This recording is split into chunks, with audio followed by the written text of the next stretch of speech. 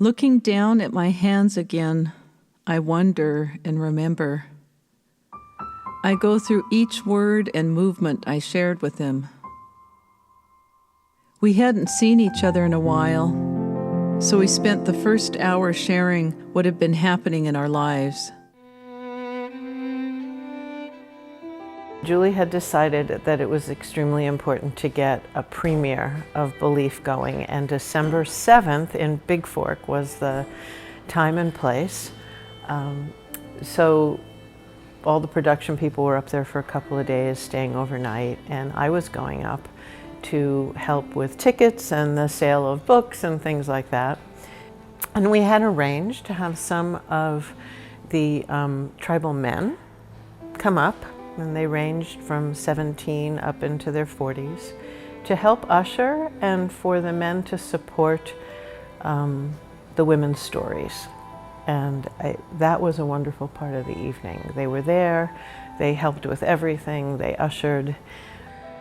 I had been privy to it at all the stages of its development because Linda and Julie and Jennifer worked here in my offices upstairs, from Julie's first conception of the project to Linda prodding her to be a writer, and that whole process. So I knew that the narratives were very powerful, and I had heard the soundtrack. Julie had given me the soundtrack. So I knew the music was powerful, and I knew the narratives were powerful. But for it all to be together, and the slideshow and the backdrop was just perfect, I was transported by it. And so was everyone in the theater. It was very moving. And one of the things I want to say about these Native projects that shouldn't have come as a surprise to me. There's a CD of Pondere and Salish women's stories and songs, and that was the first project.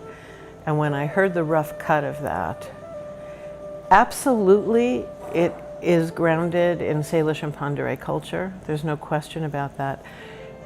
But the stories touch something so universal in women's experience. And I would say this because the project's Belief and that are women's stories, that although it's not my culture, the stories are also my stories in that universal way that people are connected and in spite of their differences.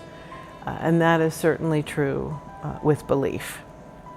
There were lots of non-Native women in that audience, and one of the things that went on for weeks and weeks after the performance were people gathering and talking about how certain parts of the narrative had stayed with them and mirrored their own experience.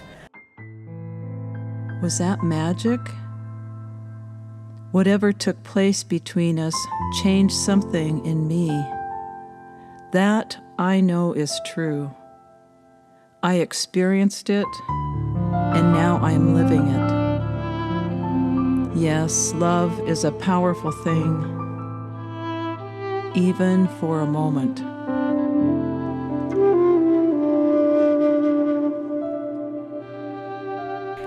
Julie's mom was there, and she got to see this piece, and a lot of it is memoir from stories of growing up on the reservation and the people who contributed to her belief. You know, what do you believe in? It's such a wonderful piece, and it's so heartwarming, and people were up on the stage and they were crying and wanting to talk to her afterward.